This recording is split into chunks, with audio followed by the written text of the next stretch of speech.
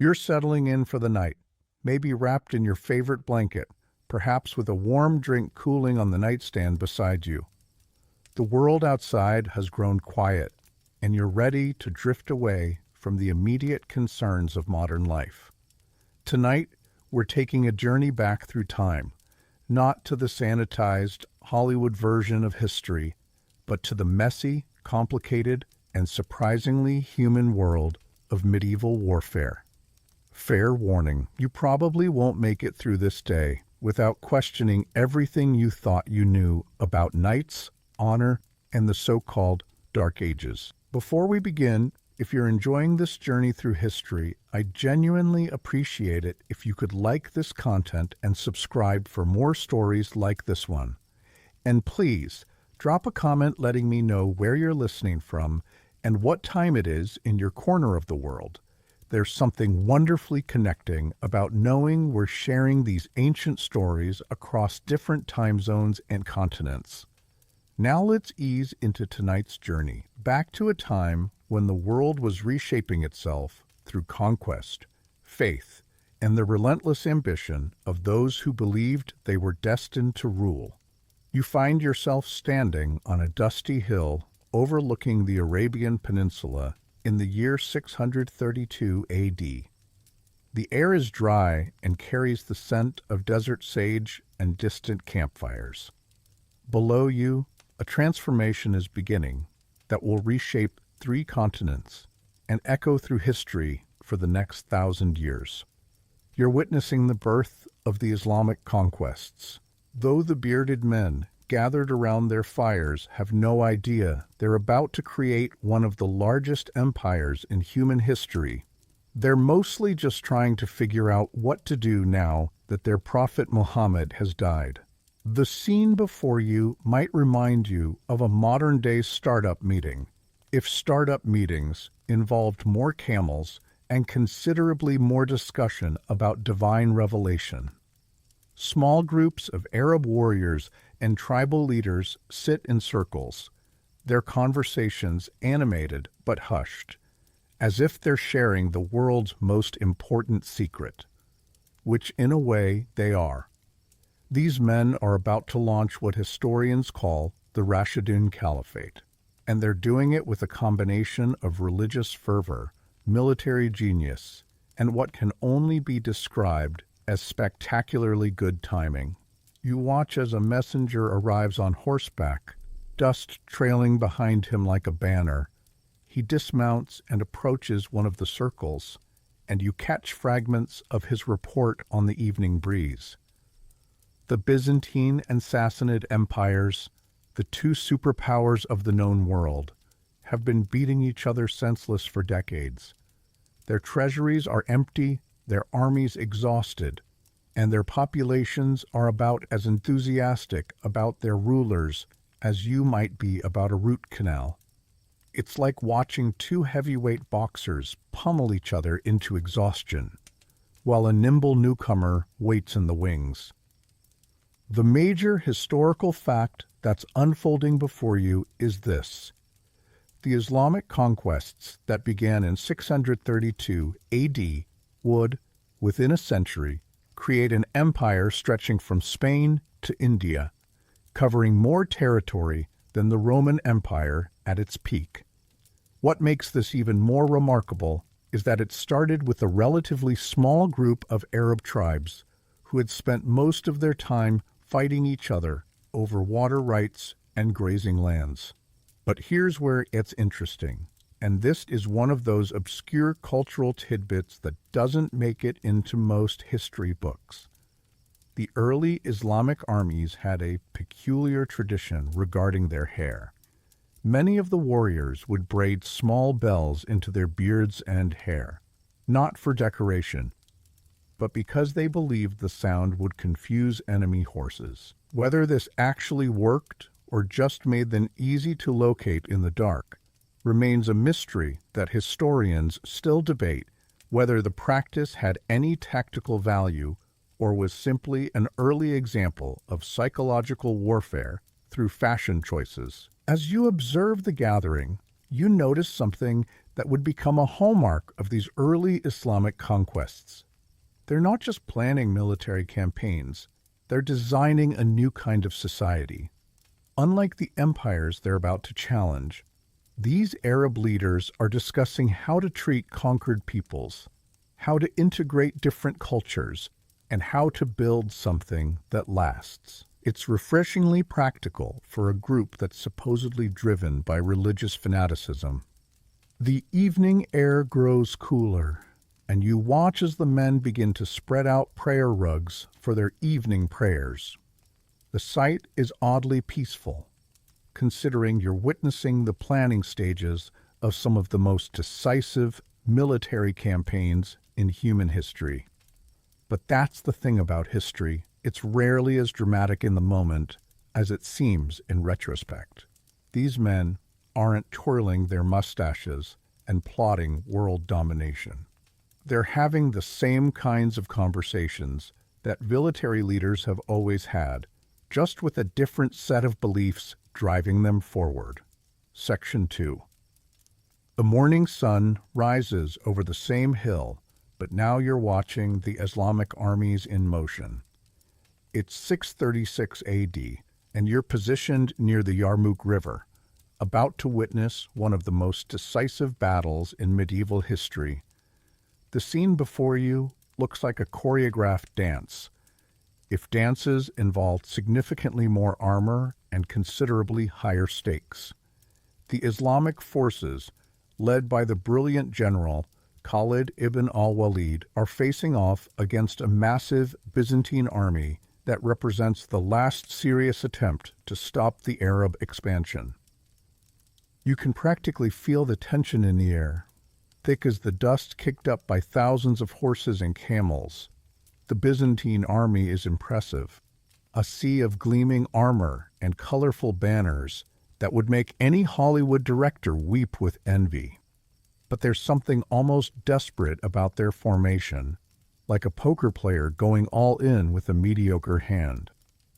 Emperor Heraclius has scraped together every available soldier, mercenary, and allied tribe he can find, creating an army that's larger than the Islamic force but about as unified as a committee trying to agree on lunch plans. A major historical fact unfolding before you is the Battle of Yarmouk, where Khalid ibn al-Walid's tactical genius would earn him the title Saif Allah al-Maslul, the drawn sword of Allah. This battle effectively ended Byzantine control over the Levant and opened the door for Islamic expansion into North Africa and eventually Europe. What makes Khalid's victory even more remarkable is that he achieved it through a double envelopment, the same tactic that Hannibal had used against the Romans at Cannae, but executed with such precision that it became a textbook example of how to defeat a numerically superior enemy. But here's an obscure cultural tidbit that adds flavor to this momentous clash. The Byzantine army included a regiment of soldiers who fought while wearing what can only be described as medieval mood rings. These weren't actually rings, but rather small metal discs sewn into their armor that would change color based on the temperature of the wearer's body. The idea was that commanders could tell at a glance which of their men were overheating or becoming exhausted. Whether this early biometric monitoring actually helped them in battle is something historians still debate, though it certainly didn't prevent their spectacular defeat. You watch as Khalid deploys his forces with the kind of strategic thinking that would make a chess grandmaster nod in appreciation. His army is smaller, but it's also more cohesive, better motivated, and led by commanders who actually trust each other, a luxury the Byzantine force lacks. The Islamic cavalry moves like water, flowing around the Byzantine flanks, while the center holds just long enough to keep the enemy engaged. It's the kind of military maneuver that looks effortless, but requires the sort of coordination that modern armies achieve with radio communications and satellite imagery. A battle itself unfolds with the terrible beauty of a perfectly executed plan. The Byzantine army, despite its impressive size and equipment, begins to collapse from the edges inward. You can see the moment when individual soldiers realize that their grand formation is falling apart, that their retreat routes are being cut off, and that this glorious last stand is turning into something considerably less glorious. It's like watching a house of cards collapse, except the cards are armed and very unhappy about the situation. As the dust settles and the outcome becomes clear, you're struck by how this single day has changed the course of history. The Byzantine Empire, which had survived the fall of Rome, the rise of the Sassanids, and countless barbarian invasions, has just lost its most prosperous provinces to a force that didn't even exist as a unified entity a decade earlier. It's the kind of historical pivot point that makes you wonder how many other seemingly impossible transformations are quietly brewing in the world around us. The evening brings a different kind of quiet to the battlefield. The Islamic forces are setting up camp, their victory celebrations subdued by the practical business of organizing a conquest. You notice that they're already making plans for governing their new territories, establishing trade routes, and integrating the local populations. It's remarkably systematic for an army that's supposed to be driven by religious fervor alone. From your vantage point, you can see the broader implications of what's just happened. This isn't just another battle. It's the moment when the medieval world began to pivot away from the classical empires of Rome and Persia towards something entirely new. The Islamic conquests would create a civilization that preserved and expanded upon Greek philosophy, Persian administration, and Roman engineering, while adding their own innovations in everything from mathematics to medicine. Not bad for a group that started out arguing about water rights in the Arabian desert. You blink and suddenly you're standing in a very different kind of heat. The year is 626 AD, and you're positioned on the walls of Constantinople, watching what might be the most expensive military disaster in ancient history unfold before you. The air is thick with smoke from Greek fire and the less pleasant aromas of a city under siege. Below you, the combined forces of the Sassanid Empire and the Avars are discovering that conquering the Byzantine capital is considerably more difficult than their war planners had optimistically projected. It's like watching a medieval version of a hostile corporate takeover, except the shareholders are throwing flaming oil instead of angry tweets. The siege you're witnessing represents the climax of the last great Byzantine-Sassanid War, a conflict that had been grinding on for over 2 decades with the persistence of a particularly stubborn lawsuit. These two empires had been fighting each other with the dedication of sports fans arguing about their favorite teams, except the stakes were slightly higher than bragging rights. The Sassanid Empire, ruled by Khosrow II, had spent the better part of 20 years conquering Byzantine territories from Egypt to Anatolia, while the Byzantines under Emperor Heraclius had been playing an increasingly desperate game of strategic retreat. A major historical fact unfolding before you is the Siege of Constantinople in 626 AD, which marked the turning point of the final Byzantine-Sassanid War. This siege represented the closest the Sassanids ever came to completely destroying the Byzantine Empire, and its failure would ultimately lead to the exhaustion of both empires, making them vulnerable to the Islamic conquests you witnessed earlier. What makes this siege particularly remarkable is that it was actually a coordinated attack involving the Sassanids approaching from the Asian side of the Bosphorus, while their Avar allies attacked from the European side. an early example of intercontinental military cooperation that wouldn't be seen again until much later in history. But here's an obscure cultural tidbit that adds an almost surreal element to this life-or-death struggle.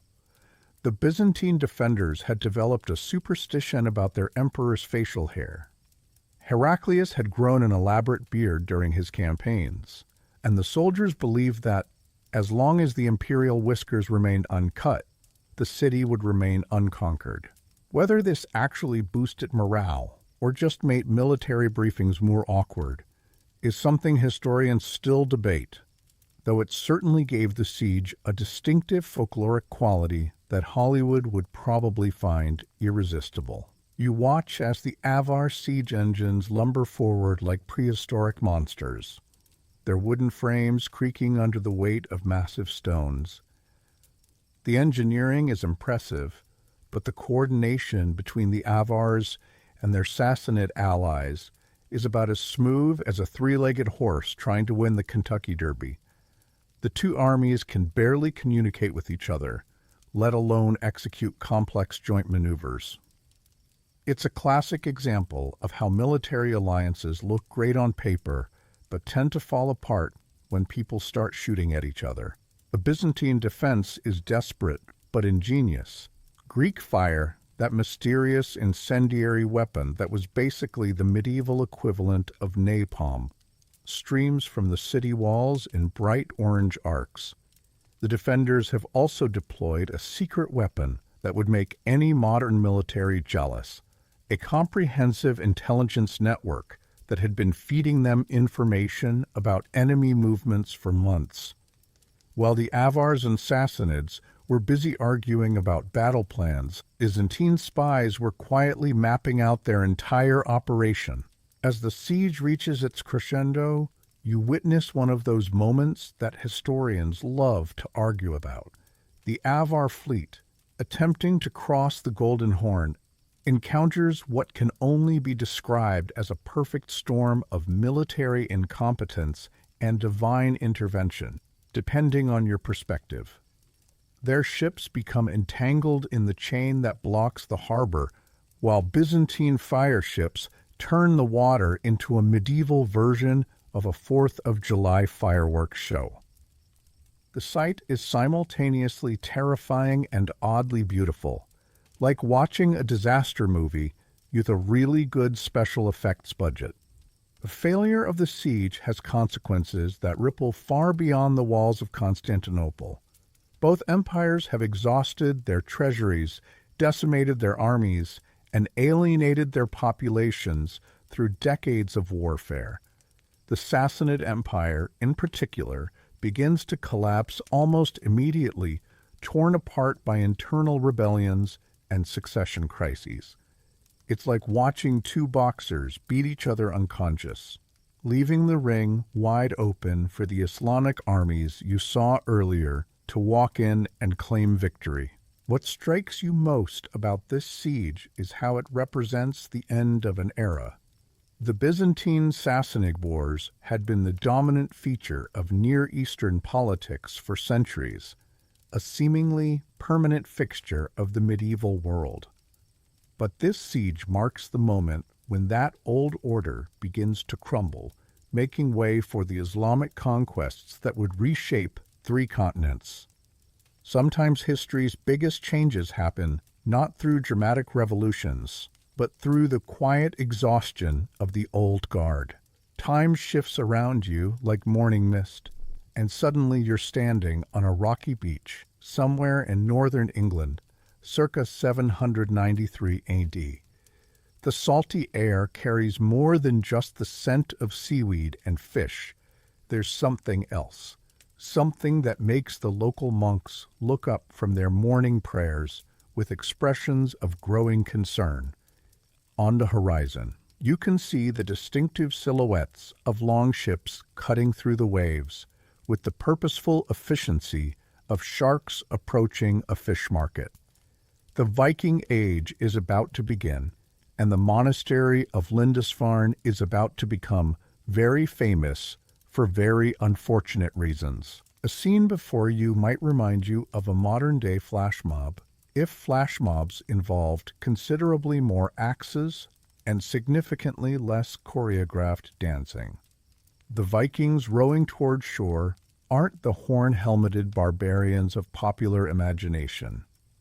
Most of them are wearing practical leather caps and chainmail, looking more like medieval entrepreneurs than Hollywood extras. Which, in a way, they are. These Norsemen are about to launch what amounts to Europe's first startup incubator, except instead of disrupting traditional business models, they're disrupting traditional concepts of personal safety and property ownership. The major historical fact you're witnessing is the raid on Lindisfarne in 793 AD, which historians traditionally mark as the beginning of the Viking Age. This attack on one of the most sacred Christian sites in England set shockwaves throughout medieval Europe and established the Vikings' reputation as the medieval world's most unwelcome visitors. What makes this raid particularly significant is that it demonstrated the Vikings' ability to strike targets that had previously been considered completely safe. Coastal monasteries had never needed to worry about seaborne attacks before, making them about as well defended as a modern-day ice cream truck. But here's an obscure cultural tidbit that adds complexity to the Viking stereotype. These raiders were actually quite concerned about their personal hygiene. Archaeological evidence suggests that Vikings carried special combs made from antler or bone, and they regularly bleached their beards with lye to achieve a fashionable blonde color. They even had a special day of the week dedicated to bathing, Saturday, which they called Loggerdag or Washing Day. Whether this attention to grooming helped them in battle or just made them better-smelling pillagers is something historians still debate, though it certainly challenges the popular image of Vikings as unwashed barbarians. You watch as the longships beach themselves on the sandy shore with practiced ease. The Vikings leap out and begin hauling their vessels up onto the beach, working with the kind of efficiency that would make a modern logistics company weep with envy. These ships are marvels of medieval engineering, shallow drafted vessels that can navigate both open seas and rivers, allowing the Vikings to appear seemingly anywhere along Europe's vast coastline. It's like they've invented the medieval equivalent of an all-terrain vehicle, except this one comes with a crew of armed entrepreneurs looking for new business opportunities. The monastery of Lindisfarne, meanwhile, is about as prepared for this attack as a yoga class would be for a rugby match. The monks have spent centuries perfecting the art of illuminated manuscripts and theological debate, skills that are considerably less useful when faced with armed visitors who weren't invited to the potluck. The monastery's wealth, accumulated through donations and the medieval equivalent of tax-exempt status, has never been seen as a liability before. Today, it's about to become a very expensive lesson in medieval security. As the Vikings organize themselves on the beach, you notice something that sets them apart from other medieval armies. They're not operating under the command of a king or noble. They're essentially a joint venture of individual warriors who've pooled their resources to fund this expedition. Each man has invested his own weapons, equipment, and time, expecting a return on investment that would make modern venture capitalists nod in approval. It's a remarkably democratic approach to warfare, assuming you don't mind the warfare part. The attack itself unfolds with the brutal efficiency of a well-planned corporate raid. The Vikings have done their homework. They know the monastery's layout, its defenses, or lack thereof, and the approximate value of its treasures. They move through the complex like auditors with attitude, systematically collecting anything valuable while the monks try to hide their most precious manuscripts. It's over almost before it begins. leaving the Vikings with enough loot to fund several more expeditions and the monks with a story that will be told in horrified whispers across Christian Europe. But what you're really witnessing is the beginning of a transformation that will reshape medieval Europe. The Viking raids that start here will eventually evolve into trade networks, settlement patterns, and political structures that stretch from Greenland to Constantinople. These aren't just pirates. They're the advance guard of a maritime revolution that will connect distant corners of the medieval world in ways that won't be seen again until the age of European exploration centuries later. The mist clears, and you find yourself standing on a hill overlooking the English Channel on a crisp October morning in 1066. The scene before you looks like the world's most expensive and consequential game of Risk, except the dice are made of steel, and the stakes are literally a kingdom. Below you, two armies face each other across a field that will soon become one of the most famous battlefields in English history. On one side, you have Harold Godwinson's Anglo-Saxon forces, exhausted from their recent victory against the Vikings at Stamford Bridge. On the other side, William of Normandy's invasion force, fresh from their Channel crossing and eager to collect on what they believe is a legitimate claim to the English throne. The Battle of Hastings you're about to witness is like watching a medieval version of a hostile takeover, complete with disputed contracts, questionable legal claims, and a lot of pointed arguments conducted with sharp objects. William's claim to the English throne is based on an alleged promise made by Edward the Confessor and a supposed oath sworn by Harold himself. Documentation that would probably be thrown out of any modern court for being suspiciously convenient. But in 1066, might makes right, and William has brought enough might to make his point quite forcefully. The major historical fact unfolding before you is the Norman conquest of England, which will fundamentally transform English society, language, and culture. This single battle will introduce Norman French administrative systems, architectural styles, and legal concepts that will shape England for centuries to come. What makes this conquest particularly remarkable is how complete it was. William didn't just defeat Harold's army. He systematically replaced the entire Anglo-Saxon aristocracy with his Norman followers, creating one of the most thorough political transformations in medieval history. But here's an obscure cultural tidbit that adds a touch of the absurd to this world-changing event. William's army included a significant number of knights who had brought their own military cooks. These weren't just camp followers, but skilled professionals who specialized in preparing elaborate meals even under battlefield conditions. The Normans believed that maintaining their accustomed diet would preserve their fighting strength, leading to the peculiar sight of gourmet field kitchens operating within sight of enemy lines. Whether this culinary attention to detail actually improved their military performance is something historians still debate, though it certainly made the conquest more delicious than your average medieval invasion. You watch as the two armies deploy with the careful precision of chess masters, each trying to gain every possible advantage. Harold's forces hold the high ground on Senlac Hill, their famous shield wall formation looking like a medieval version of a defensive porcupine.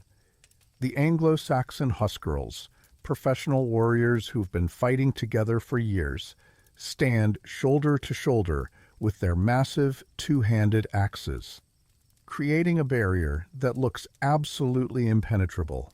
It's the kind of defensive formation that had worked brilliantly against Viking raids and Scottish incursions. but it's about to meet a very different kind of enemy. William's army represents the cutting edge of medieval military technology. His Norman knights are essentially medieval tanks, heavily armored cavalry, capable of devastating charges that can break through almost any infantry formation. But they're supported by archers and crossbowmen who provide covering fire, creating a combined arms approach that's centuries ahead of its time.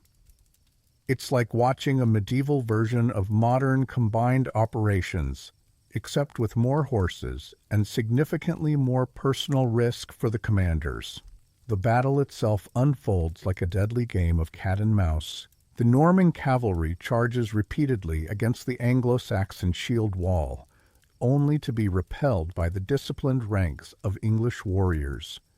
But each attack weakens the defenders slightly, creating small gaps that the Normans exploit with the patience of professional soldiers. You can see the moment when the tide begins to turn, when individual Anglo-Saxon warriors begin to break ranks to pursue retreating Normans, only to find themselves cut off and surrounded.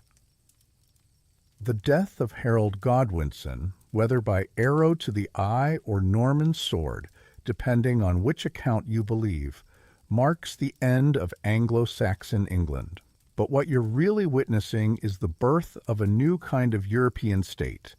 William's conquest will create a hybrid Anglo-Norman culture that combines English pragmatism with Norman administrative efficiency, producing a kingdom that will eventually become one of medieval Europe's most successful military and economic powers.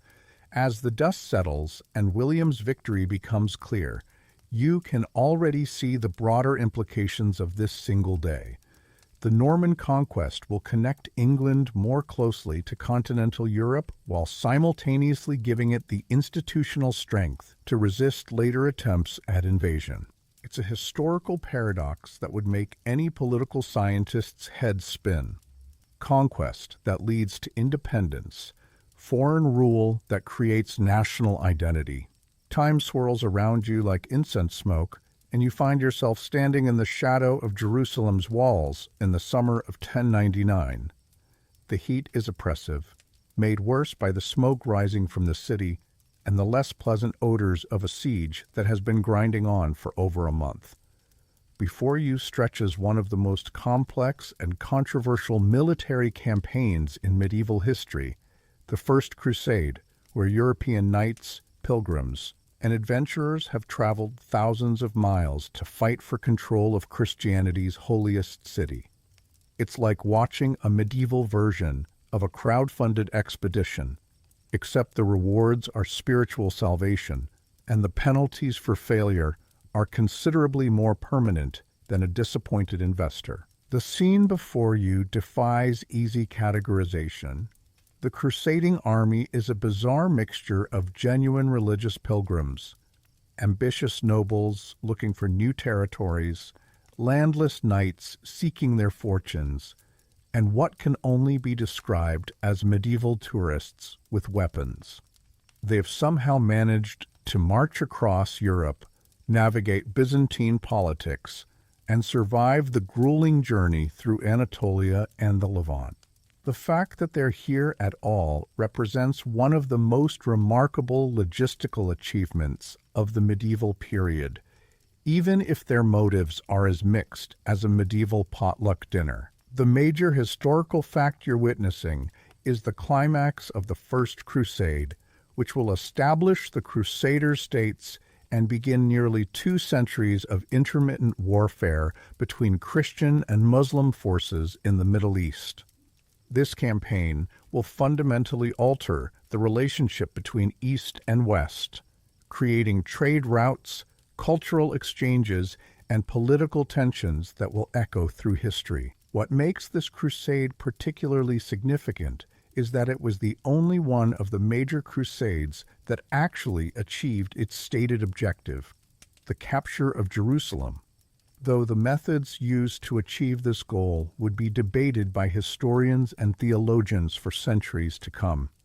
But here's an obscure cultural tidbit that adds a surreal element to this holy war. Many of the Crusaders had brought their own personal chaplains, who were required to bless their weapons before each battle. This led to the peculiar sight of priests sprinkling holy water on swords, axes, and siege engines while reciting Latin prayers. Some Crusaders even had special religious medals sewn into their armor, believing that this would provide divine protection. Whether this spiritual armor actually worked better than the metal variety is something historians still debate, though it certainly made the Crusaders feel more confident about their eternal prospects. You watch as the Crusaders prepare their final assault on Jerusalem's walls. Their siege engines, crude but effective constructions, built from whatever timber they could scavenge, lumber forward like medieval monsters. The defenders, a mixed force of Fatimid soldiers and local militia, have done their best to prepare for this moment, but they're facing an enemy that's traveled too far and sacrificed too much to accept failure. It's like watching a group of people who've bet everything on a single hand of poker. They literally cannot afford to lose. The assault itself is a chaotic mixture of religious fervor, military desperation, and pure adrenaline. Crusaders scale the walls using ladders that seem impossibly fragile, while others operate siege towers that creak and sway like medieval skyscrapers. The noise is overwhelming. Battle cries in half a dozen languages, the crash of weapons against shields, and the constant thrum of crossbow bolts filling the air. It's the kind of sensory overload that would make a modern combat veteran nod in grim recognition. What strikes you most about this siege is how it represents the collision of different worlds. The Crusaders bring with them European military techniques, political structures, and cultural assumptions that are completely foreign to the Middle East. Meanwhile, the defenders represent a sophisticated Islamic civilization that has preserved and advanced Greek philosophy, Persian administration, and Roman engineering. It's like watching a medieval version of Culture Clash, except with considerably higher stakes and more permanent consequences. The capture of Jerusalem marks the beginning of the Crusader states, a collection of European-style kingdoms transplanted into the heart of the Islamic world. These states will survive for nearly 2 centuries, creating a unique hybrid culture that combines Western feudalism with Eastern customs. But they'll also establish a pattern of religious warfare that will haunt the region for generations, creating grievances and conflicts that echo through history in ways that their medieval founders could never have imagined. As the sun sets over the conquered city, you can see the beginning of a new chapter in medieval history. The Crusades will bring East and West into closer contact than ever before, facilitating trade, cultural exchange, and technological transfer. But they'll also create a legacy of religious conflict that will complicate relations between Christianity and Islam for centuries to come. It's a reminder that even the most well-intentioned military campaigns can have consequences that far outlast their original objectives.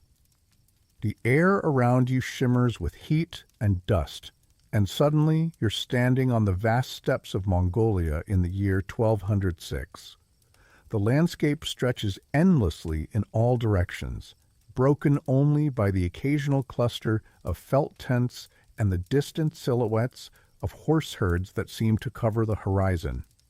Before you, a gathering is taking place that will reshape the world in ways that make all the previous conquests you've witnessed look like neighborhood disputes. A man who is born as Temujin is about to be proclaimed Genghis Khan, universal ruler, and he's about to launch the most extensive land empire in human history. It's like watching the founding meeting of a startup that's about to disrupt the entire global economy. Except the disruption involves considerably more cavalry charges. The scene before you might remind you of a massive corporate merger. If corporate mergers involved tribal shamans, horse sacrifices, and the kind of strategic planning that would make modern military academies weep with envy.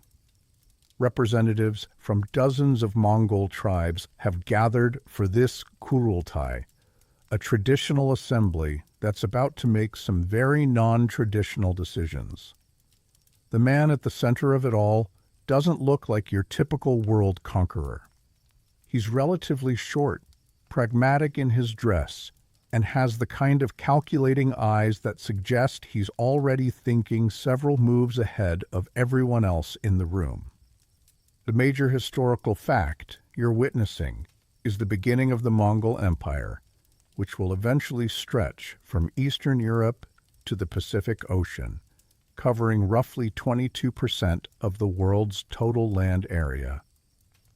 Under Genghis Khan and his successors, the Mongols will create the largest contiguous land empire in human history, facilitating trade along the Silk Road, spreading technologies and ideas across continents, and establishing a postal system that won't be matched in efficiency until the modern era. What makes this empire particularly remarkable is how quickly it expanded. Within a century, the Mongols will control more territory than the Romans conquered in 4 centuries. But here's an obscure cultural tidbit that adds unexpected depth to these supposedly barbaric conquerors. The Mongols had an elaborate system of military meteorology. They employed shamans who specialized in weather prediction, using everything from wind patterns to animal behavior to forecast conditions for upcoming campaigns. These weather specialists were so valued that they held rank equivalent to senior military officers, and their predictions could delay or accelerate major military operations. Whether their methods were actually more accurate than random guessing is something historians still debate, though it certainly gave the Mongols a psychological advantage when they seemed to always attack during favorable weather conditions.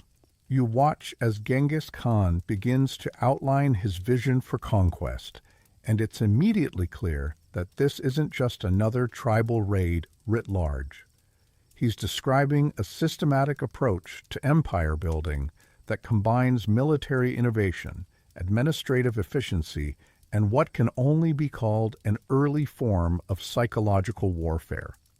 The Mongols aren't just planning to defeat their enemies, they're planning to absorb them, learn from them, and use their knowledge to become even more effective conquerors.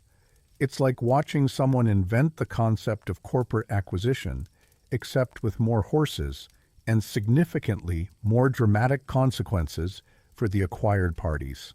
The military innovations being discussed around you are genuinely revolutionary.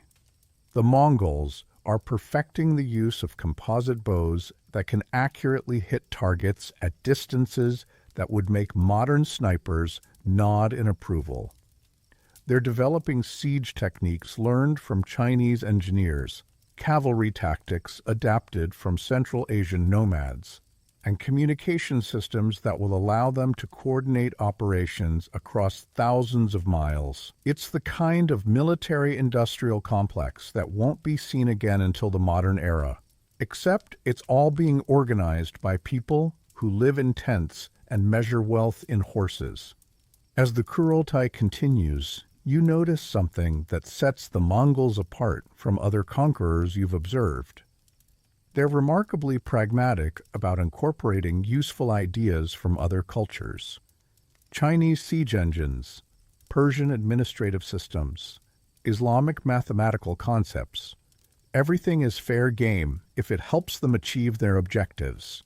It's like watching the world's first truly global consulting firm, except their business model involves conquest rather than PowerPoint presentations. The scale of what's being planned here is almost impossible to comprehend.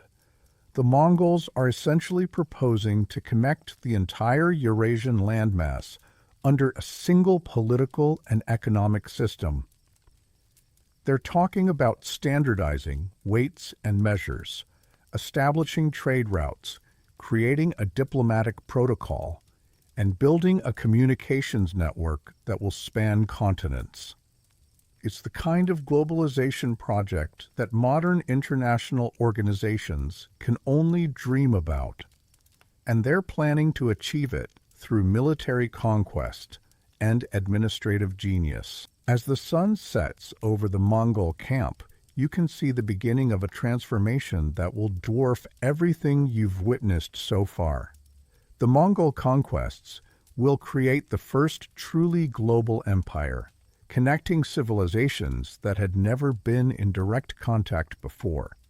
But they'll also destroy cities, devastate populations, and fundamentally alter the political landscape of 3 continents. It's a reminder that some of history's most transformative moments come from the most unexpected places, and that the fate of empires can sometimes be decided by people who most of the world has never heard of. Time flows like a river changing course, and you find yourself standing in a medieval siege camp outside the walls of Crécy in northern France on an August evening in 1346. The air is thick with the smoke of cooking fires and the tension of an army that knows tomorrow will bring one of the most decisive battles of the Middle Ages. Before you, 2 very different approaches to medieval warfare are about to collide in a way that will fundamentally change how Europeans think about military power. It's like watching the moment when a traditional industry meets disruptive technology. Except the disruption involves Welsh longbows, and the traditional industry involves French knights who are about to have a very bad day. The scene before you represents the opening act of the 100 Years' War, a conflict that will make the previous wars you've witnessed look like brief misunderstandings. The English army, led by Edward III, is a revolutionary force that combines traditional feudal elements with innovative military technologies and tactics. Meanwhile, the French army approaching from the south represents the pinnacle of medieval chivalric warfare. Heavily armored knights supported by Genoese crossbowmen and backed by the wealth and prestige of the French crown. It's like watching a clash between the old world and the new, except both sides are convinced they represent the future of warfare. The major historical fact you're about to witness is the Battle of Crécy, which will demonstrate the effectiveness of English longbows against traditional heavy cavalry and mark the beginning of the end for the dominance of knights on the medieval battlefield. This battle will establish patterns that will persist throughout the 100 Years' War. English tactical innovation defeating French numerical superiority. New military technologies challenging traditional social hierarchies, and the gradual transformation of medieval warfare from a knightly sport into a more professional and deadly enterprise. But here's an obscure cultural tidbit that adds a touch of the surreal to this momentous clash. The English longbowmen had developed a superstition about their bowstrings that bordered on the obsessive. They believed that bowstrings made from hemp grown in churchyards were particularly effective against French knights, leading to a thriving black market in blessed bowstring material. Some archers even carried multiple sets of strings, each supposedly enhanced with different religious or magical properties. Whether the spiritual archery equipment actually improved their accuracy is something historians still debate, though it certainly didn't hurt their confidence when facing armored opponents.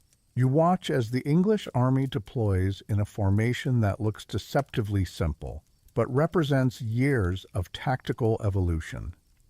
The longbowmen are positioned to create overlapping fields of fire, while men-at-arms and knights dismount to fight on foot, a radical departure from traditional knightly warfare that scandalized French observers.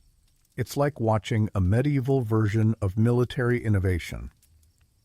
Where practical effectiveness trumps social convention and technological advantage overcomes traditional prestige. The French approach to the battle represents everything that had made medieval warfare both glorious and ineffective.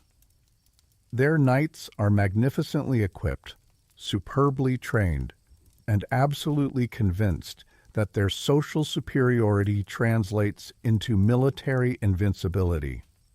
They're supported by Genoese crossbowmen who represent the cutting edge of professional military technology, at least until they encounter the English longbows. It's the kind of military organization that looks perfect on paper, but is about to discover that reality has different plans. As the battle begins, you witness one of those moments that changes the course of military history. The English longbowmen, drawing their 6-foot bows with a technique that requires years of training to master, begin to rain arrows down on the French advance with a rate of fire that seems impossible. Each archer can loose 12 arrows per minute, creating a storm of projectiles that turns the battlefield into a medieval version of a shooting gallery. The sight is both beautiful and terrifying, like watching a deadly ballet performed by thousands of participants. The French knights, meanwhile, are discovering that their traditional tactics are spectacularly unsuited to this new kind of warfare. Their heavy cavalry charges, which had dominated European battlefields for centuries, become exercises in futility as horses and riders fall to English arrows. The sight of French nobility being systematically destroyed by English commoners represents more than just a military defeat. It's a challenge to the entire social order of medieval Europe. What you're really witnessing is the beginning of a transformation in how wars are fought and won.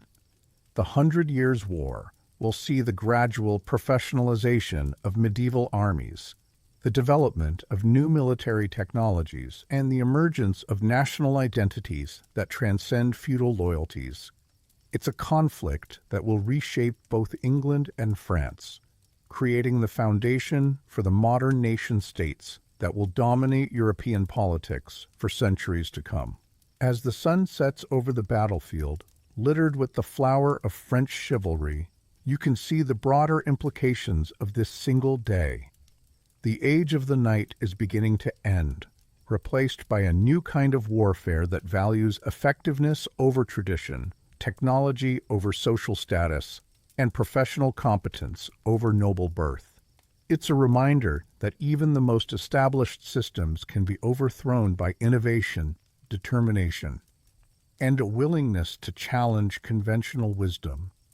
A mist of time swirls around you, and suddenly you're standing in the courtyard of a rose garden in 1455, though the flowers here are about to be trampled by something considerably more thorny than gardening disputes.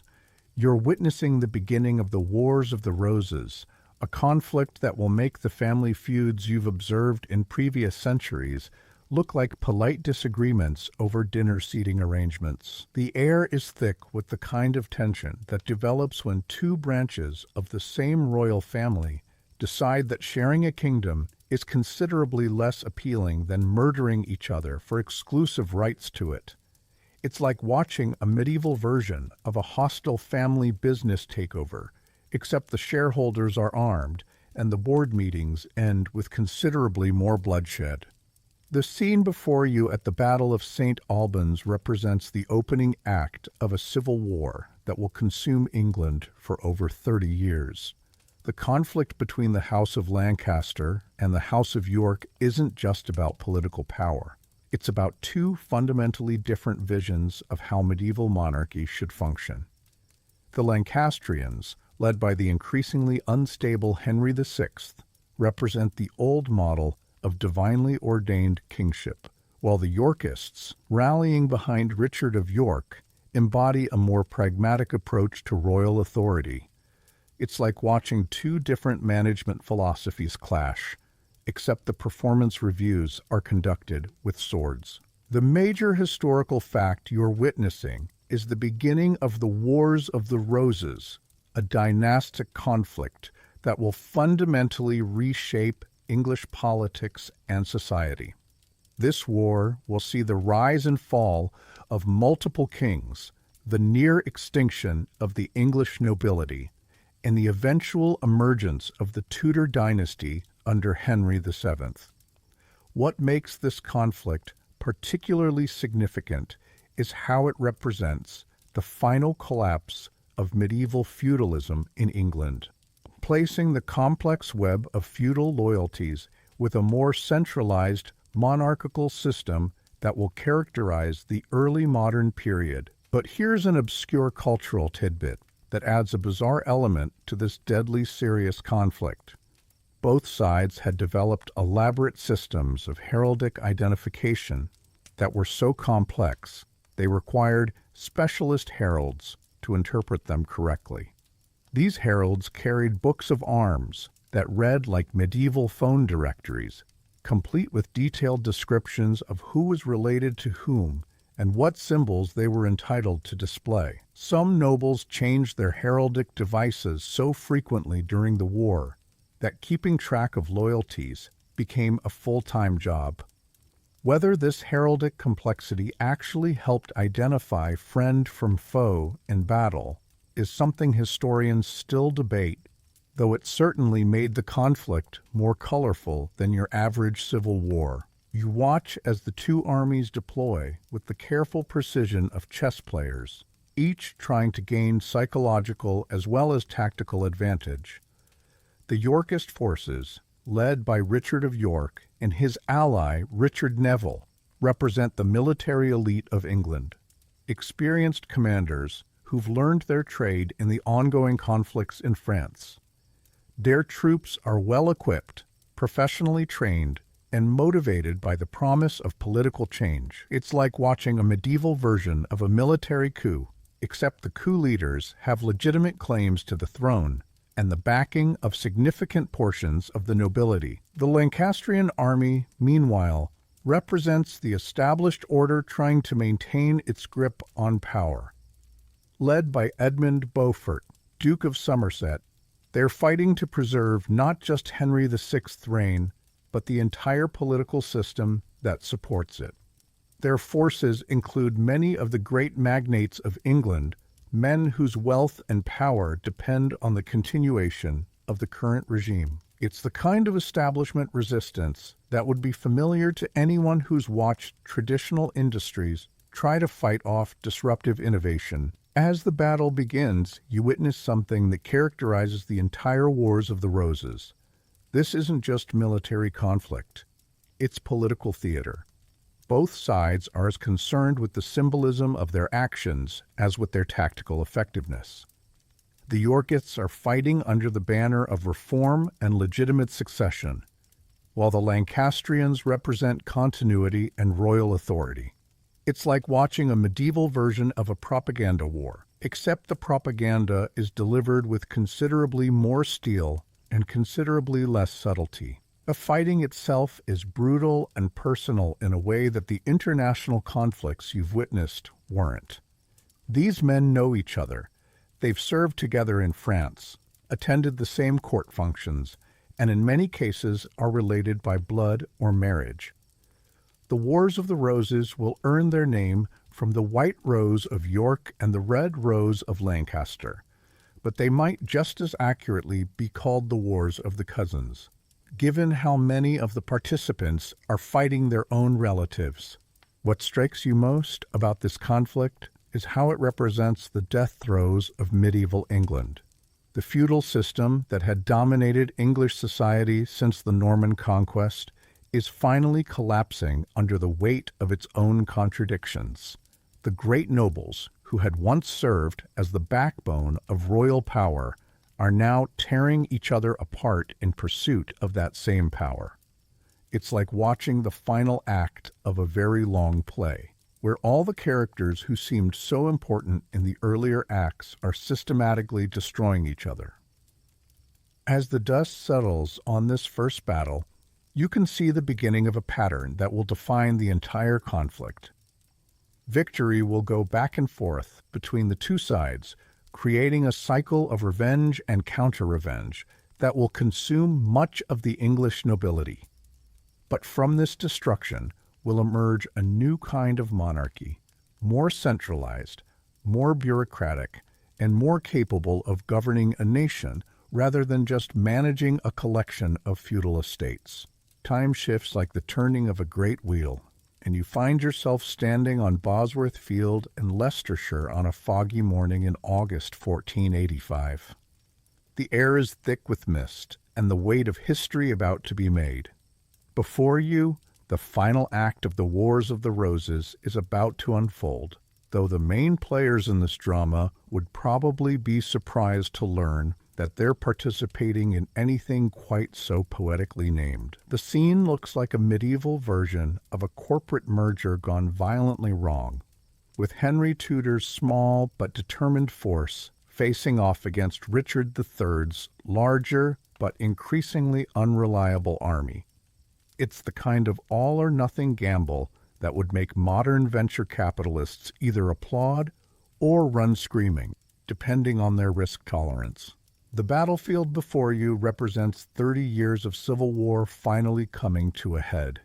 Henry Tudor, who will become Henry VII if he survives the next few hours, has landed in Wales with a force that's barely large enough to qualify as a proper army.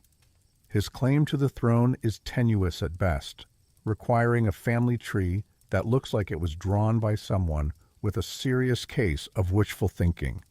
Meanwhile, Richard III represents the last of the Plantagenet dynasty, a king whose reputation has been thoroughly trashed by later Tudor propaganda, but who was actually a reasonably competent ruler, dealing with an impossible political situation.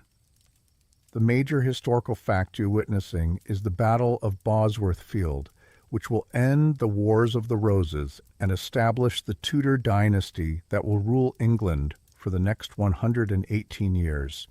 This battle will mark the end of the medieval period in English history and the beginning of the Renaissance monarchy under Henry VII. What makes this battle particularly significant is how it represents the triumph of political calculation over military tradition. Henry Tudor wins not through superior force, but through superior diplomacy, having convinced key nobles to switch sides at the crucial moment. But here's an obscure cultural tidbit that adds a touch of the surreal to this momentous clash. Richard III had commissioned a special suit of armor for this battle that was designed to make him appear taller and more imposing. The armor included built-in platform shoes and shoulder padding that would have made any modern fashion designer weep with envy. The king was apparently quite sensitive about his height and had developed an elaborate system of regal accessories designed to enhance his physical presence. Whether this medieval version of power dressing actually intimidated his enemies is something historians still debate, though it certainly made him easier to spot on the battlefield. You watch as the two armies deploy with the kind of careful maneuvering that suggests everyone involved knows this is likely to be the last major battle of the Civil War. Richard's forces hold the high ground and outnumber Henry's army by a significant margin, but there's something brittle about their formation.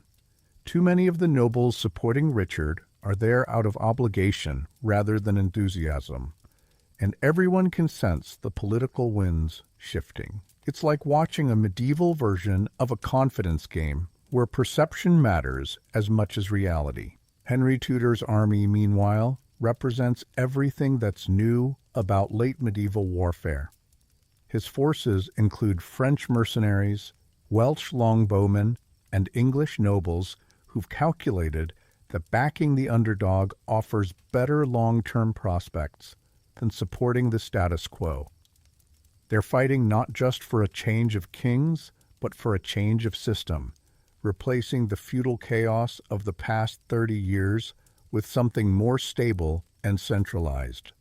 It's the kind of political military revolution that would be familiar to anyone who's watched traditional power structures crumble in the face of new realities. As the battle begins, you witness one of those moments that historians love to argue about. The actual fighting is almost anticlimactic, a series of skirmishes and tactical maneuvers that might disappoint anyone expecting a grand Hollywood finale. But the real drama is happening in the political maneuvering behind the scenes, as key nobles decide which side offers the better future for their families and estates. It's like watching a medieval version of a board meeting, except the board members are armed and the quarterly reports are written in blood. The death of Richard III, the last English king to die in battle, marks more than just the end of a dynasty. It represents the final collapse of the medieval political system that had governed England since the Norman Conquest. The feudal pyramid of loyalty and obligation that had once provided stability is being replaced by a more modern system of centralized royal authority, backed by professional bureaucracy.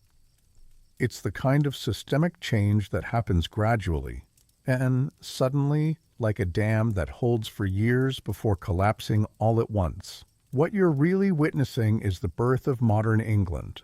Henry VII will establish a new kind of monarchy that's more administrative than military, more focused on economic development than territorial conquest, and more concerned with internal stability than external glory. The Tudor dynasty that emerges from this battlefield will transform England from a medieval kingdom into a Renaissance state, setting the stage for the global empire that will follow centuries later. As the mist clears from Bosworth Field, you can see the end of an era stretching back to the hill where you first encountered the Islamic conquests. The medieval world of feudal loyalties, religious warfare, and dynastic claims is giving way to something new, a world of nation-states, professional armies, and centralized authority that will define the next phase of human history. The wheel of time turns one final revolution, and you find yourself standing in a great hall where the echoes of all the battles you've witnessed seem to gather like whispers in the stone walls. The year is 1500, and you're observing something that would have been unimaginable to the Arab warriors you first encountered on that dusty hill nearly 9 centuries ago. In castles and courts across Europe, scribes are compiling what they call chronicles of war, detailed accounts of the conflicts that have shaped the medieval world. It's like watching the world's first military historians trying to make sense of 1,000 years of organized chaos, except their source material is considerably more bloodstained than your typical academic research. The scene before you represents the medieval world's attempt to understand its own violent history. Monks and scriptoriums are copying accounts of the Crusades. Court chroniclers are recording the deeds of long-dead knights. And Islamic scholars in Baghdad and Cairo are preserving their own versions of the great conquests. These aren't just historical documents. They're attempts to create meaning from the seemingly endless cycle of conquest and defeat that has defined the medieval period. It's like watching the medieval equivalent of a think tank, except the think tank is scattered across 3 continents, and the thinking is being done by people who measure time in dynastic cycles rather than quarterly reports. A major historical fact you're witnessing is the emergence of military historical writing as a distinct genre in the late medieval period. These chronicles and histories will form the foundation of how later generations understand medieval warfare. Though they're often more concerned with moral lessons than tactical analysis, what makes these works particularly significant is how they represent the medieval world's growing sophistication in analyzing cause and effect, strategic thinking, and the long-term consequences of military action. intellectual developments that will contribute to the Renaissance transformation of European thought. But here's an obscure cultural tidbit that adds a touch of the absurd to the scholarly endeavor. Many of these medieval military historians had never actually seen a battle, leading to some spectacularly inaccurate descriptions of warfare.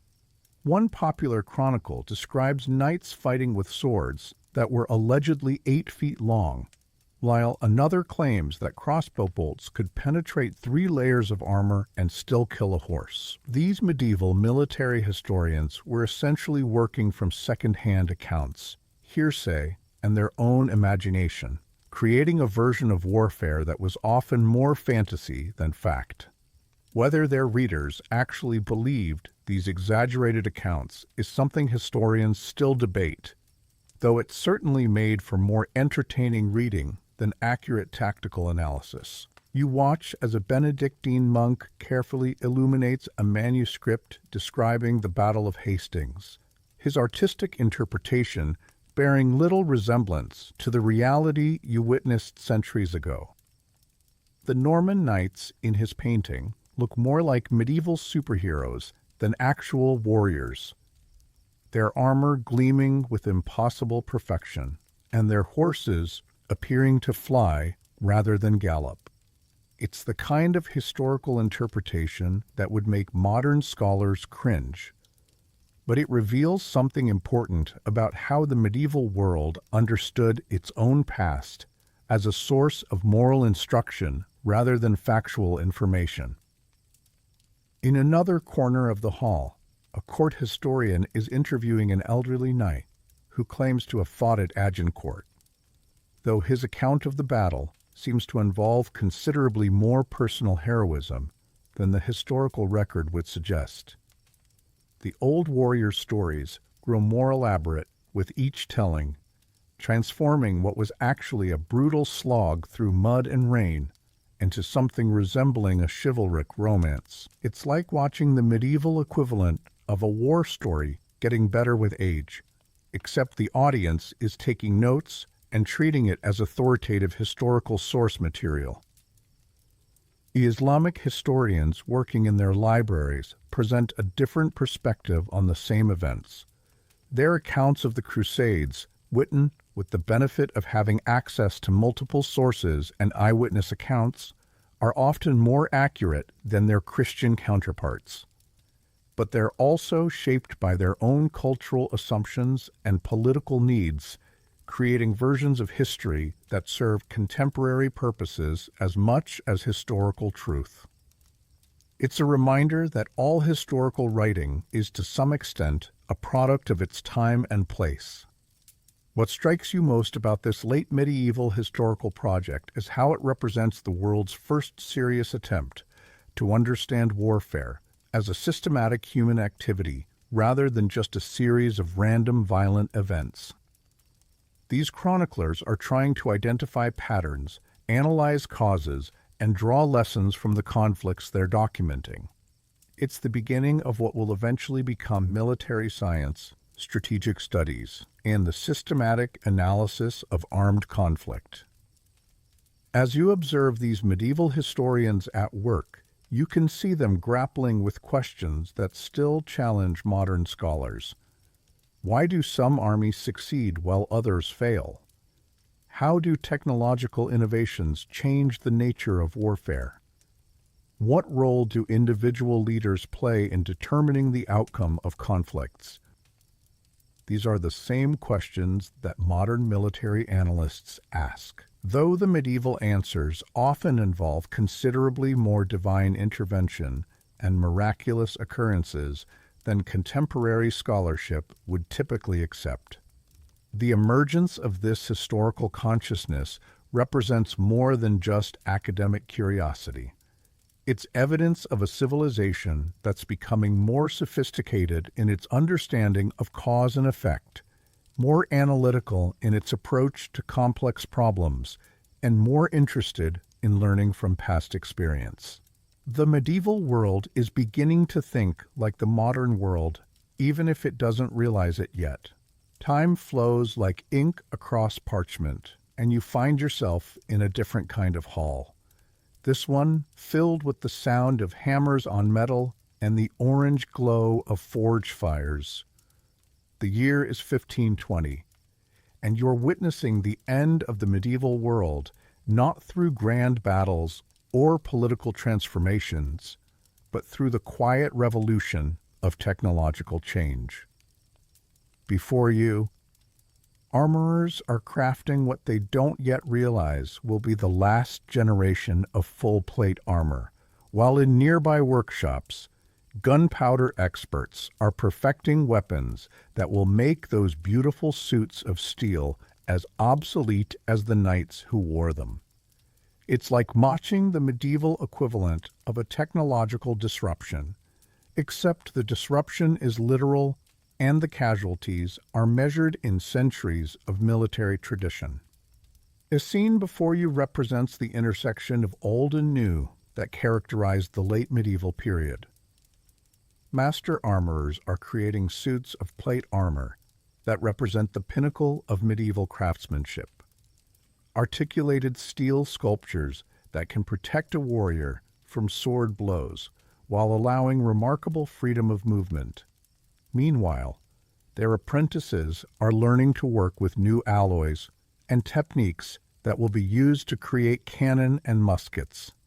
It's like watching a medieval version of a research and development center, except the research is being conducted by people who still believe in the four humors, and the development is being driven by the simple desire to kill enemies more effectively. The major historical fact you're witnessing is the military revolution that will transform European warfare in the 16th century, making medieval military tactics and equipment obsolete within a generation. The development of effective gunpowder weapons, combined with new military organizational structures and tactical innovations, will create a form of warfare that's more recognizable to modern eyes than anything from the medieval period. What makes this transformation particularly significant is how rapidly it occurred. Within 50 years, armies that looked essentially medieval will be replaced by forces that anticipate modern military organization.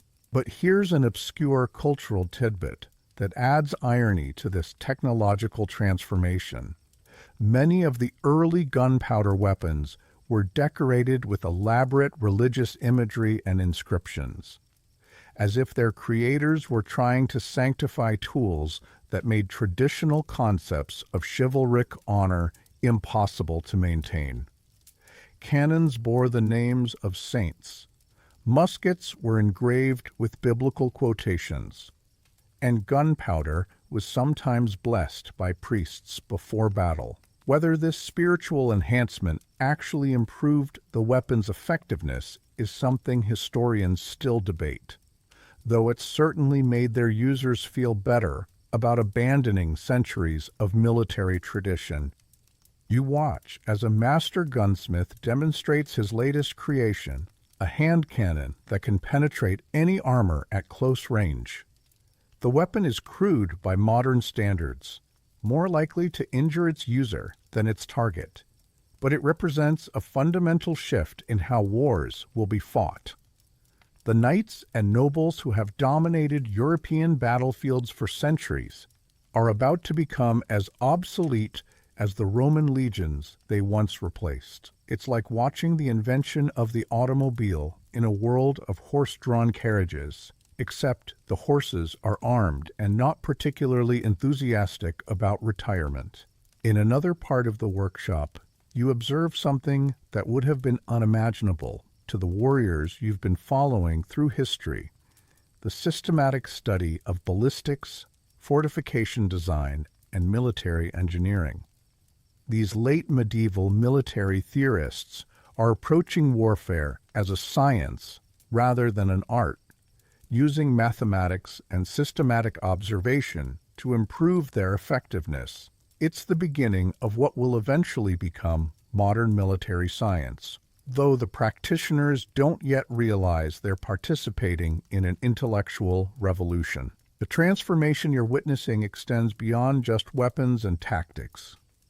The armies of the early 16th century are beginning to look more like modern military organizations, professional forces with standardized equipment, systematic training, and centralized command structures.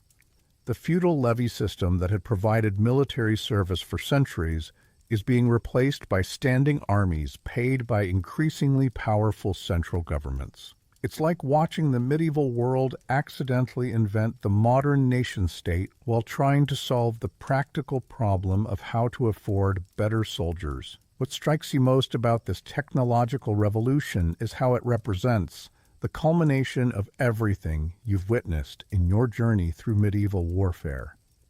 The Islamic conquests introduced new tactical concepts. The Viking raids demonstrated the importance of mobility and surprise. The Crusades showed how religious motivation could overcome material disadvantages, and the various dynastic conflicts proved that political organization was as important as military skill. All of these lessons are being synthesized into the military systems that will define the early modern period. As you observe these late medieval military innovators at work, you can see them grappling with the same challenges that have confronted military leaders throughout history. How to combine new technologies with effective tactics. How to maintain morale and discipline in large organizations. And how to balance the costs of military preparation with the benefits of military success. The specific solutions may be different, but the underlying problems remain remarkably consistent across centuries. The emergence of gunpowder warfare represents more than just a change in military technology. It's evidence of a civilization that's becoming more systematic, more scientific, and more capable of large-scale organization. The medieval world is transforming itself into something new, though the process is so gradual that most participants don't realize they're witnessing a historical transformation. It's like watching evolution in fast forward, except the evolution is cultural and technological rather than biological. A forge fires dim around you, and suddenly you're standing in a vast library where the afternoon light filters through tall windows onto shelves lined with weather-bound volumes. The year is 1550, and you're witnessing something that would have amazed those first Arab warriors gathering around their campfires in the desert: the systematic preservation and analysis of military knowledge. Before you, scholars are compiling what they call arts of war, comprehensive treatises that attempt to codify everything learned from 1,000 years of medieval conflict. It's like watching the world's first military academy, except the academy is scattered across Europe, and the curriculum is being written by people who are still figuring out what they're trying to teach. The scene before you represents the Renaissance world's attempt to transform the chaotic experience of medieval warfare into systematic knowledge.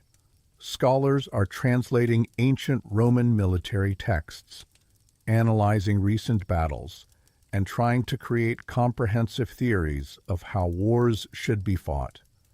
These aren't just historical curiosities. They're practical manuals intended to help the next generation of military leaders avoid the mistakes of their predecessors. It's like watching medieval warfare get its first employee handbook, except the employee handbook is being written by people who are still learning the job. The major historical fact you're witnessing is the emergence of military science as a distinct field of study during the Renaissance. These early military theorists will establish principles of strategy, tactics, and logistics that will influence European warfare for centuries. What makes their work particularly significant is how it represents the systematic application of reason and observation to military problems, an approach that will contribute to the broader scientific revolution of the 16th and 17th centuries. But here's an obscure cultural tidbit that adds a touch of the absurd to this scholarly endeavor. Many of these early military theorists had elaborate theories about the relationship between a commander's astrological sign and his tactical preferences. One popular treatise claimed that generals born under Mars were naturally aggressive, while those born under Saturn were better at defensive operations. Some military manuals even included detailed horoscopes for determining the best times to begin campaigns or fight battles. Whether anyone actually used these astrological military theories in practice is something historians still debate, though it certainly made military planning more colorful than purely tactical considerations would suggest. You watch as a Venetian scholar carefully copies diagrams from a Byzantine military manual, adding his own annotations based on recent Ottoman campaigns. The resulting work combines ancient wisdom with contemporary experience, creating a hybrid approach to military knowledge that's both practical and theoretical. It's the kind of systematic thinking that will eventually lead to the development of modern military doctrine. Though the path from medieval chronicles to modern staff colleges is anything but straight. In another corner of the library, a group of military engineers is working on what they call the perfect fortress, a theoretical fortification that incorporates everything learned from centuries of siege warfare. Their designs show the influence of Roman engineering, Islamic mathematics, and recent innovations in artillery defense. It's like watching medieval military architecture get its final exam. Except the exam is being administered by people who are simultaneously creating the test and trying to pass it. The emergence of these military treatises represents more than just academic interest. It's evidence of a world that's becoming more systematic in its approach to violence. The random brutality that characterized much of medieval warfare is being replaced by calculated brutality, which is arguably an improvement in terms of efficiency, if not necessarily in terms of morality. These scholars are trying to make warfare more predictable, more controllable, and more subject to rational analysis. What strikes you most about this Renaissance military scholarship is how it represents the final maturation of medieval military thought. The lessons learned from the Islamic conquests, the Byzantine Sassanid wars, the Viking raids, the Crusades, and all the other conflicts you've witnessed are being systematically compiled and analyzed. It's like watching a civilization finally learn to learn from its own experience, rather than just repeating the same mistakes with different costumes. As you observe these Renaissance military theorists at work, you can see them grappling with questions that connect directly to the battles you've witnessed. How did the Islamic armies achieve such rapid conquests? What made the Mongol military system so effective? Why did the English longbowmen prove so devastating against French knights? These scholars are trying to extract systematic principles from historical experience, creating the foundation for what will eventually become modern strategic thinking. The transformation of medieval military experience into systematic knowledge represents one of the most important intellectual developments of the Renaissance. It's evidence of a civilization that's becoming more sophisticated in its understanding of cause and effect, more analytical in its approach to complex problems, and more interested in learning from past experience rather than just living through it. The library around you seems to pulse with the accumulated wisdom of centuries of conflict. Every book represents countless battles. Every diagram embodies the experiences of thousands of warriors, and every theory attempts to make sense of the seemingly random violence that has shaped human history. It's like watching humanity finally develop the intellectual tools to understand its own martial past, even as it's simultaneously creating the foundation for an even more violent future. The library fades around you like a dream half remembered, and you find yourself standing on a hilltop overlooking a valley that seems to contain all the battlefields you've visited, all the armies you've observed, and all the transformations you've witnessed. The year is 1600, and you're seeing something that would have been impossible for any of the warriors you followed through history. A panoramic view of how 1,000 years of medieval warfare has shaped the modern world. Before you stretches a landscape that bears the invisible scars of every conflict, every innovation, and every transformation that has brought humanity from the age of mounted knights to the age of gunpowder armies. A scene before you represents the culmination of everything you've witnessed in your journey through medieval warfare. In the distance, you can see the trade routes established by the Islamic conquests, still carrying goods between East and West. Closer to hand, the political boundaries created by the Viking settlements, the Norman conquests, and the Crusader states continue to shape the map of Europe. The institutional innovations developed during 100 years, war and the Wars of the Roses, have evolved into the bureaucratic structures that govern early modern nation-states. It's like watching history's longest construction project finally nearing completion, except the project is the construction of the modern world and the blueprints were written in blood. The major historical fact you're contemplating is the transformation of medieval warfare into the military systems that will dominate the early modern period. The feudal levy system has been replaced by standing armies.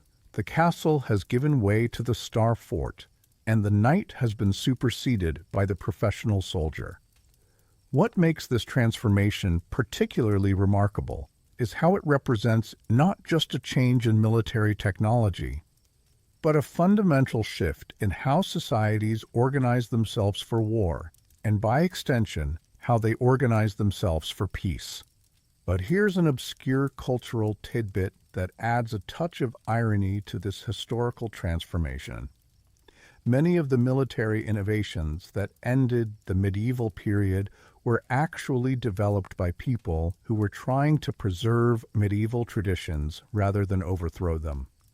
The plate armor that represented the pinnacle of knightly protection was perfected just as gunpowder weapons were making it obsolete. The elaborate codes of chivalry reached their most sophisticated form just as professional armies were making individual heroism tactically irrelevant. Whether this represents historical irony or historical necessity is something historians still debate, though it certainly suggests that civilizations don't always understand the direction of their own development. You watch as ghostly armies from all the conflicts you've witnessed seem to march across the valley below.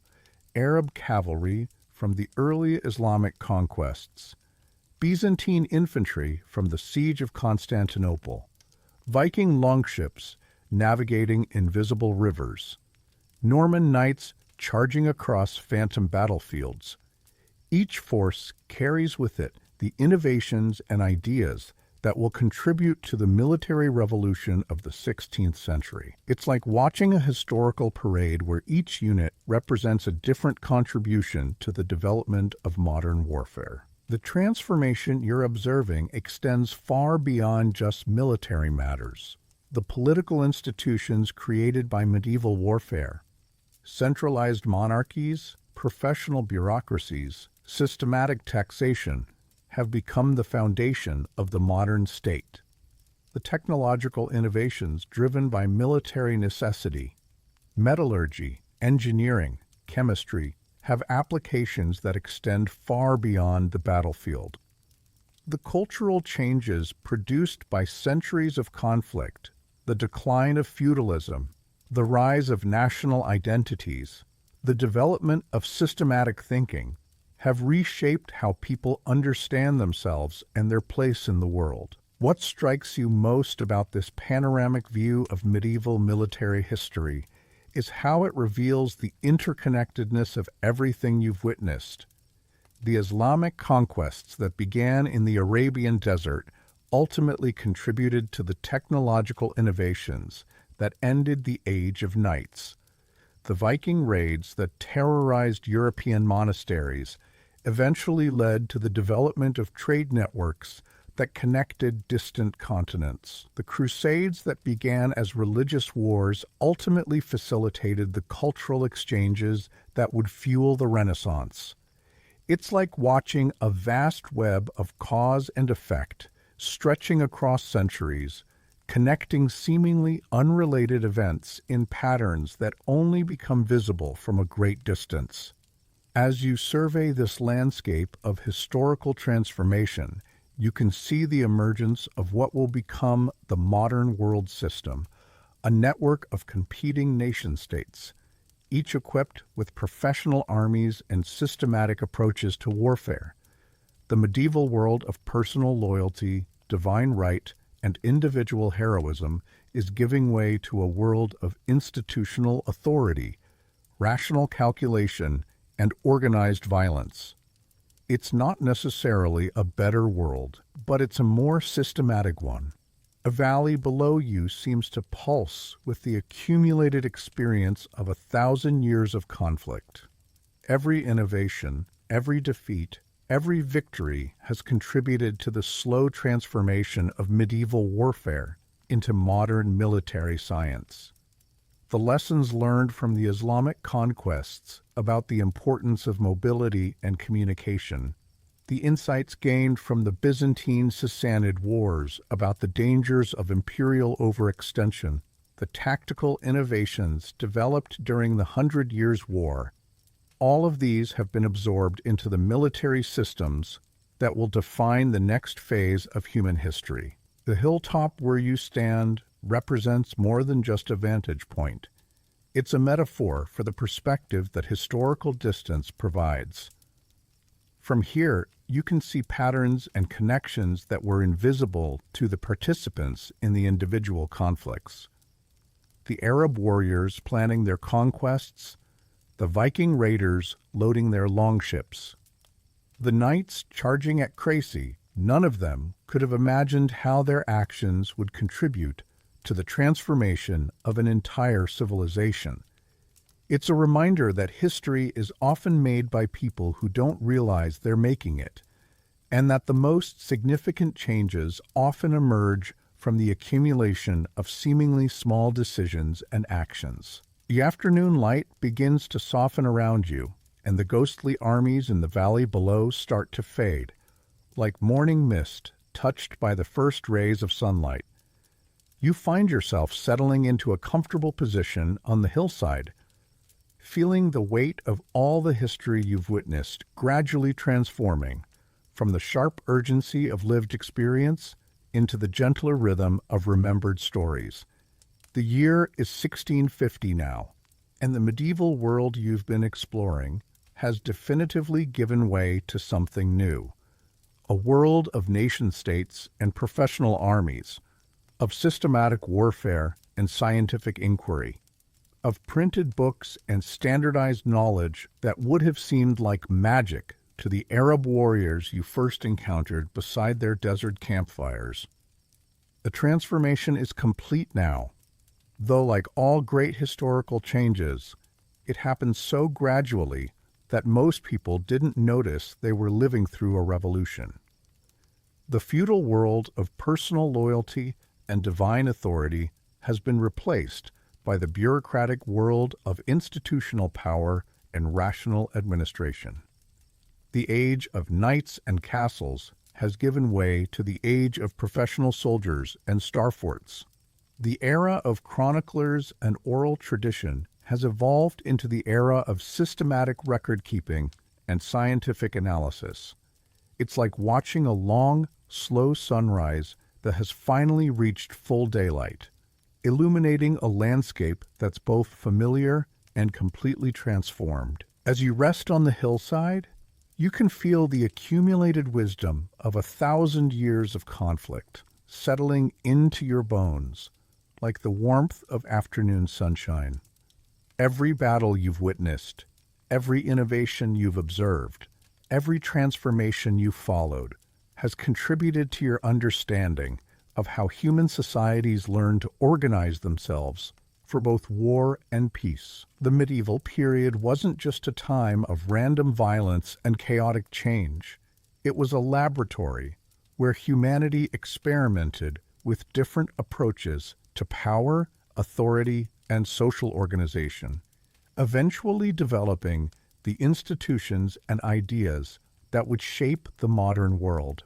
A major historical fact that encompasses everything you've witnessed is the gradual transformation of medieval warfare into the systematic military science that will characterize the early modern period. This wasn't just a change in weapons or tactics. It was a fundamental shift in how human societies approach the ancient problem of organized violence.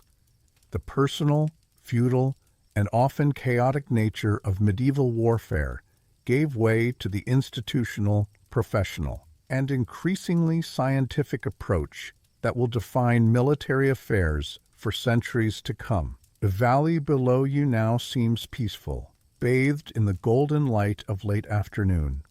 The trade routes that began with the Islamic conquests continue to carry goods and ideas across continents. The political institutions that emerged from centuries of dynastic conflict have evolved into the governmental systems that will govern the early modern world. The technological innovations driven by military necessity have found applications in agriculture, industry, and commerce that extend far beyond their original martial purposes. It's like watching the dividends of a very long and very expensive investment finally beginning to pay off, except the investment was made in blood and the dividends are measured in human civilization.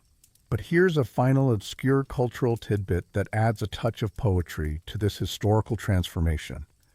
Many of the military innovations that ended the medieval period were preserved not by professional soldiers, but by antiquarians and collectors who were fascinated by the romance of a disappearing world. The last suits of plate armor were crafted not for battle, but for display.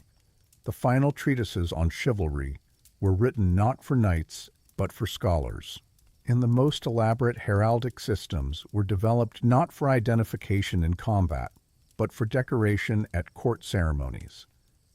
Whether this represents historical irony or historical necessity is something historians still debate, though it certainly suggests that civilizations often preserve their past most carefully, just as they're moving beyond it.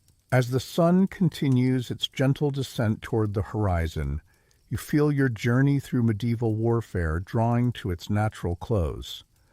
The stories you've witnessed of Arab conquests and Byzantine sieges, of Viking raids and Norman invasions, of Crusader kingdoms and Mongol empires, of English civil wars and technological revolutions, have woven themselves into a tapestry that reveals the slow, painful, magnificent process by which human societies learn to organize themselves for survival and prosperity. These weren't just military conflicts. They were experiments in human organization, tests of different approaches to power and authority, and ultimately, steps in the long journey toward the modern world. The hillside where you rest feels like a natural amphitheater where all the voices of medieval warfare seem to whisper their stories on the evening breeze. The Arab warriors debating strategy around their campfires, the Byzantine engineers designing their Greek fire, the Viking raiders planning their next expedition, the Norman knights preparing for conquest, the Crusader commanders coordinating their sieges, the Mongol generals organizing their campaigns. The English longbowmen practicing their devastating volleys, the Renaissance scholars compiling their military treatises.